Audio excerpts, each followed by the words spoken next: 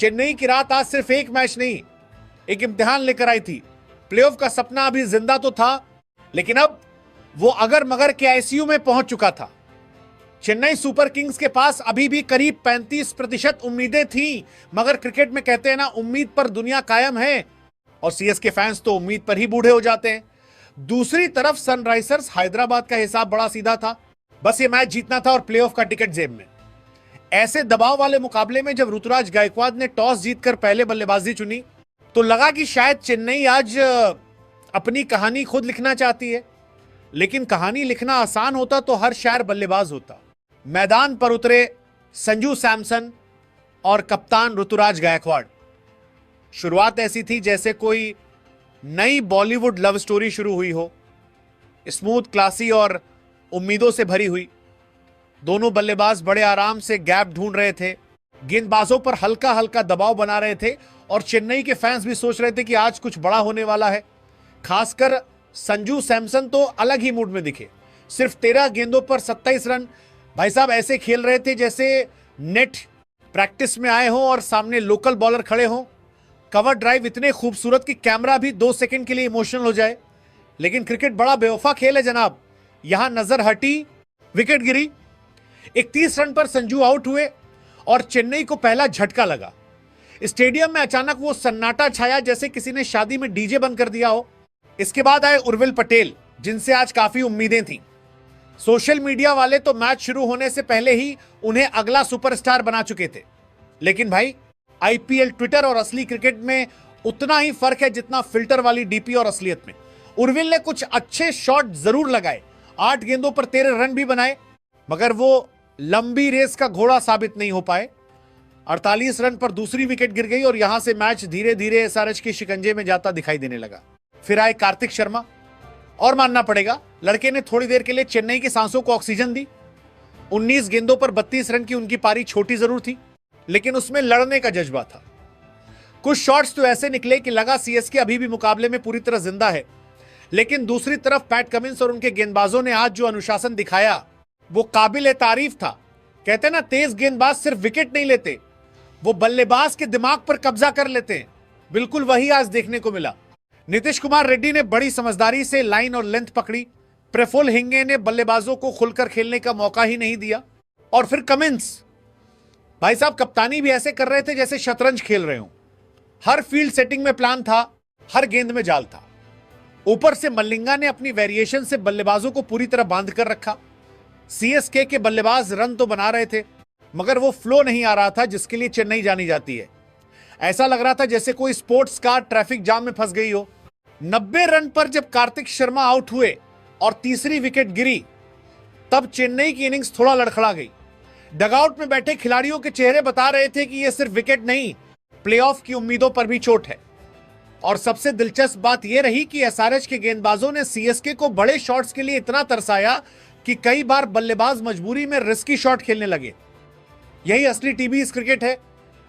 कभी बल्ला राज करता है, कभी दिमाग। और सच कहें तो आज एसआरएच की बॉलिंग यूनिट ने चेन्नई को खुलकर सांस तक नहीं लेने दी। ये वही चेन्नई थी जो बड़े मैचों में अक्सर विरोधियों का दिल तोड़ देती है, लेकिन आज कहानी उल्टी लिखी जा रही थी। चेन्नई कोशिश कर रही थी आग लगाने की, और हैदराबाद हर बार पानी लेकर तैयार खड़ा था। 3 विकेट जल्दी गिरने के बाद ऐसा लग रहा था कि चेन्नई सुपर किंग्स की इनिंग्स कहीं बीच समंदर में फंस गई है। लेकिन फिर कप्तान ऋतुराज गायकवाड और ब्रेविस ने मोर्चा संभाला। दोनों ने शुरुआत में बड़े आराम से खेल को पढ़ा, स्ट्राइक रोटेट की, गैप्स निकाले और धीरे धीरे रन रेट को फिर से पटरी पर लाने की कोशिश शुरू की। हालांकि आज ऋतुराज का बल्ला वो जादू नहीं दिखा पाया जिसकी सीएसके फैंस को आदत है। 21 गेंदों पर सिर्फ 15 रन, और सच कहें तो कप्तान की यह पारी थोड़ी निराश करने वाली रही। बड़ा मैच हो, प्लेऑफ का दबाव हो और कप्तान का बल्ला शांत रहे तो टीम की धड़कनें भी धीमी पड़ जाती हैं। कहते हैं ना, जब राजा ही थक जाए तो सेना कितनी देर लड़ पाएगी। बिल्कुल वैसा ही कुछ चेन्नई के साथ होता दिख रहा था। 100 रन पर ऋतुराज की विकेट गिरी और एसआरएच ने मैच पर अपनी पकड़ और मजबूत कर ली।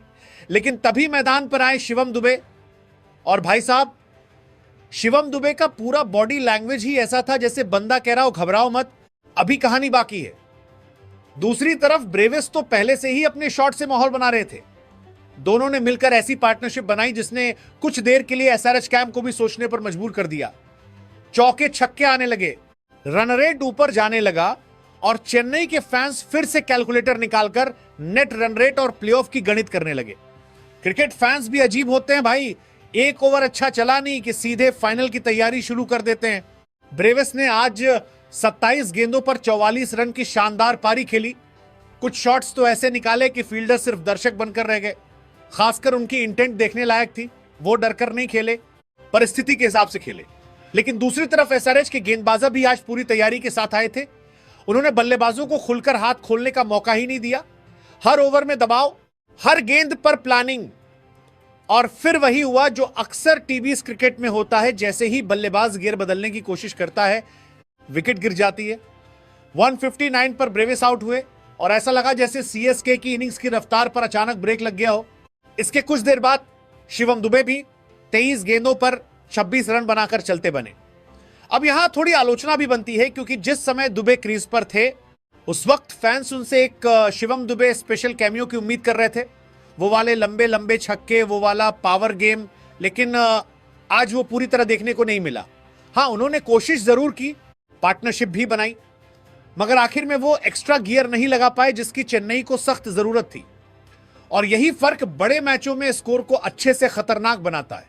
प्रशांत वीर ने भी आखिरी ओवरों में थोड़ा हाथ खोलने की कोशिश की, लेकिन 9 गेंदों पर 11 रन बनाकर वो भी आउट हो गए। और इस तरह चेन्नई सुपर किंग्स ने पूरे 20 ओवर में 7 विकेट खोकर 180 रन बनाए। अब अगर ईमानदारी से बात करें तो यह स्कोर फाइटिंग स्कोर जरूर था, लेकिन वो वाला स्कोर नहीं था जिसे देखकर विपक्षी टीम रात भर सो ना पाए। चेन्नई ने लड़ाई लड़ी, लेकिन एसआरएच ने उन्हें खुलकर हमला करने का मौका ही नहीं दिया। और यहां पर सनराइजर्स हैदराबाद के गेंदबाजों की जितनी तारीफ की जाए उतनी कम है। पैट कमिंस की कप्तानी कमाल की रही। गेंदबाजों ने लाइन लेंथ इतनी टाइट रखी कि सीएसके के बल्लेबाज कई बार बेबस दिखाई दिए। ना ज्यादा फुल बॉल, ना ज्यादा शॉर्ट बॉल, बस लगातार वही एरिया जहां बल्लेबाज गलती करने पर मजबूर हो जाए। कहते हैं ना, शिकार करने वाला शेर सिर्फ ताकतवर नहीं, धैर्यवान भी होता है। और आज एसआरएच की बॉलिंग बिल्कुल वैसी ही लगी। अब हैदराबाद के सामने एक 181 रन का लक्ष्य था।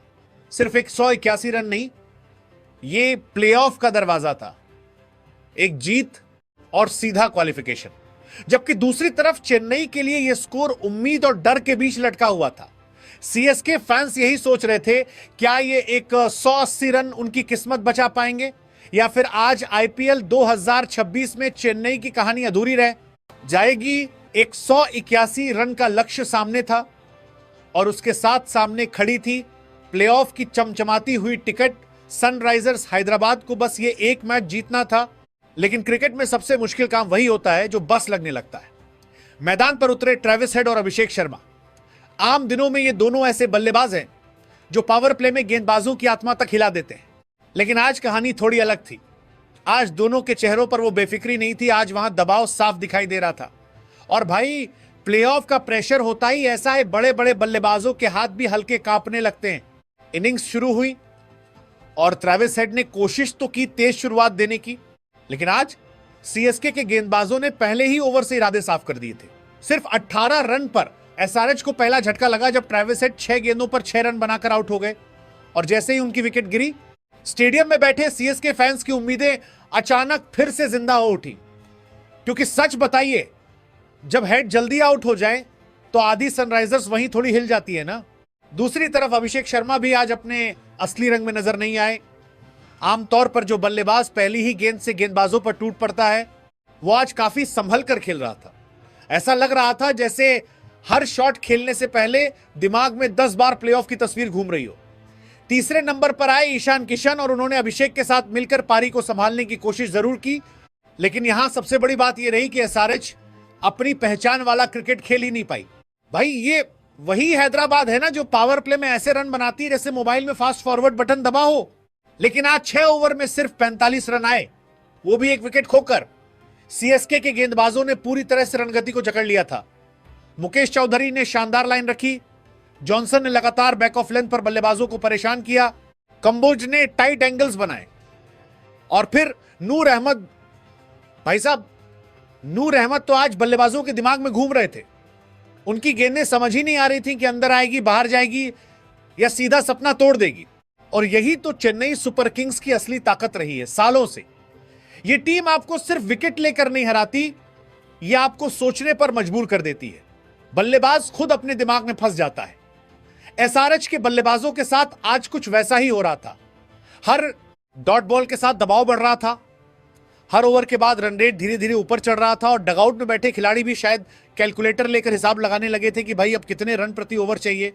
पावर प्ले खत्म हुआ ही था कि चेन्नई ने सबसे बड़ा वार कर दिया। अभिषेक शर्मा जो धीरे धीरे सेट होते दिख रहे थे, 19 गेंदों पर 25 रन बनाकर आउट हो गए और जैसे ही वो पवेलियन लौटे पूरा मैच अचानक फिर से खुल गया। 56 रन पर 2 विकेट और अब एसआरएच का ड्रेसिंग रूम भी थोड़ा बेचैन दिखने लगा था, क्योंकि क्रिकेट में कहते हैं ना, मंजिल जितनी करीब आती है पैर उतने ही भारी होने लगते हैं। बिल्कुल वही हाल सनराइजर्स का हो चुका था। यहां पर सीएसके की बॉलिंग यूनिट की जितनी तारीफ की जाए कम है। जिस टीम की पहचान ताबड़तोड़ बल्लेबाजी हो, उसे अगर आप पावर प्ले में ही धीमा कर दें तो समझिए आधी जंग जीत ली। और आज चेन्नई ने वही किया। गेंदबाजों ने सिर्फ रन नहीं रोके, उन्होंने एसआरएच के आत्मविश्वास पर भी ब्रेक लगा दिया। अब सवाल सिर्फ इतना था, क्या हैदराबाद इस दबाव से बाहर निकल पाएगी या फिर प्लेऑफ का दरवाजा उनके सामने आकर बंद हो जाएगा? 2 विकेट जल्दी गिरने के बाद कुछ देर के लिए ऐसा लगने लगा था कि सनराइजर्स हैदराबाद शायद इस बड़े दबाव में फंसती जा रही है। ड्रेसिंग रूम में हल्की बेचैनी थी, सीएसके फैंस की आवाजें तेज होने लगी थी और मैदान का माहौल धीरे धीरे पीले रंग में रंगता जा रहा था। लेकिन तभी क्रीज पर साथ आए ईशान किशन और हाइनरिच क्लासेन और भाई साहब, यहीं से मैच ने ऐसा करवट बदला कि चेन्नई के हाथों से जीत रेत की तरफ फिसलती चली गई। शुरुआत में दोनों बल्लेबाजों ने कोई जल्दबाजी नहीं दिखाई। पहले विकेट पर समय बिताया, गेंदबाजों को पढ़ा, स्ट्राइक रोटेट की और फिर धीरे धीरे मैच पर पकड़ बनानी शुरू की। यही बड़े खिलाड़ियों की पहचान होती है। जब पूरा स्टेडियम शोर मचा रहा हो, रन रेट दबाव बना रहा हो, प्लेऑफ की तस्वीर सामने घूम रही हो, तब घबराने की बजाय दिमाग से खेलना। और आज क्लासन और ईशान ने बिल्कुल वही किया। ईशान किशन आज सिर्फ बल्लेबाजी नहीं कर रहे थे, वो मैच को महसूस कर रहे थे। उनके शॉट्स में जल्दबाजी नहीं थी, लेकिन इरादा साफ था। दूसरी तरफ हेनरी क्लासन, भाई ये आदमी स्पिनर्स के सपनों में भी छक्के मार देता है। जैसे जैसे दोनों सेट होते गए, वैसे वैसे सीएस की पकड़ ढीली पड़ती गई। जो मैच कुछ देर पहले चेन्नई की तरफ झुकता नजर आ रहा था, वो अब धीरे धीरे हैदराबाद की तरफ मुड़ने लगा था। कहते हैं ना, क्रिकेट में एक पार्टनरशिप पूरा मौसम बदल देती है, और आज वही हुआ। दोनों बल्लेबाजों ने पहले दबाव हटाया, फिर गेंदबाजों पर हमला शुरू किया। क्लासन ने अपने जारहाना अंदाज में गेंदबाजों को टारगेट करना शुरू किया। कुछ शॉट्स तो ऐसे थे कि फील्डर सिर्फ ऊपर देखकर दुआ ही कर सकते थे। और मजेदार बात यह रही कि जितना दबाव बढ़ रहा था, उतना ही क्लासन रिलैक्स दिख रहे थे, जैसे कोई बंदा ट्रैफिक जाम में भी गाना सुनते हुए चिल कर रहा हो। दूसरी तरफ ईशान किशन ने कमाल का संतुलन दिखाया। जहां जरूरत पड़ी वहां अटैक किया, जहां मैच संभालना था वहां समझदारी दिखाई। यही वजह रही कि दोनों की साझेदारी धीरे धीरे सीएसके के लिए सिरदर्द बनती चली गई। और यहां थोड़ी आलोचना चेन्नई की फील्डिंग और बॉलिंग की भी बनती है। शुरुआत में जिस अनुशासन के साथ गेंदबाजी हो रही थी, वही लय बीच के ओवरों में टूटती नजर आई। कुछ ढीली गेंदें, कुछ मिसफील्ड्स, और फिर क्लासन जैसे बल्लेबाज को अगर थोड़ा भी मौका मिल जाए तो वो मैच हाथ से निकाल देता है। सीएसके के गेंदबाज कोशिश तो कर रहे थे, लेकिन सच ये है कि उस वक्त क्लासन और ईशान किसी और ही लेवल पर बल्लेबाजी कर रहे थे। धीरे धीरे वो पल भी आ गया जब मैच पूरी तरह एसआरएच की गिरफ्त में चला गया। चेन्नई के फैंस जो कुछ देर पहले हर डॉट बॉल पर शोर मचा रहे थे, अब उनके चेहरों पर टेंशन साफ दिखाई देने लगी थी, क्योंकि सामने 2 ऐसे बल्लेबाज खड़े थे जो अब सिर्फ रन नहीं बना रहे थे, वो प्लेऑफ का दरवाजा खोल रहे थे। और सच बताइए, क्रिकेट में इससे खूबसूरत चीज क्या होती है? दबाव वाला मैच, सामने बड़ा लक्ष्य, और फिर 2 बल्लेबाज आकर पूरी कहानी बदल दें। हेनरी क्लासन की इस पारी ने दिल जीत लिया। बड़े मैचों में बड़े खिलाड़ी ही पहचान बनाते हैं, और आज क्लासन ने दिखा दिया कि उन्हें दुनिया का सबसे खतरनाक टी20 बल्लेबाज क्यों कहा जाता है। वहीं ईशान किशन ने भी साबित किया कि जब वो लय में हो तो मैच को कितनी खूबसूरती से कंट्रोल कर सकते हैं। दोनों के बीच जो साझेदारी हुई, उसने सिर्फ मैच नहीं जिताया, उसने सीएसके की प्लेऑफ उम्मीदों पर भी लगभग ताला लगा दिया। और इसी के साथ सनराइजर्स हैदराबाद ने ना सिर्फ 2 अहम पॉइंट्स हासिल किए, बल्कि प्लेऑफ की टिकट भी लगभग अपने नाम कर ली। दूसरी तरफ चेन्नई सुपर किंग्स के लिए अब रास्ता बहुत मुश्किल हो चुका है। हाँ, क्रिकेट में अगर मगर हमेशा जिंदा रहते हैं, लेकिन अब सीएसके की किस्मत सिर्फ अपने हाथ में नहीं रही। आखिर में यही कहना पड़ेगा, आज एसआरएच ने सिर्फ मैच नहीं जीता, उन्होंने दबाव को हराया, मौके को पकड़ा और सही समय पर अपना सबसे बेहतरीन क्रिकेट खेला।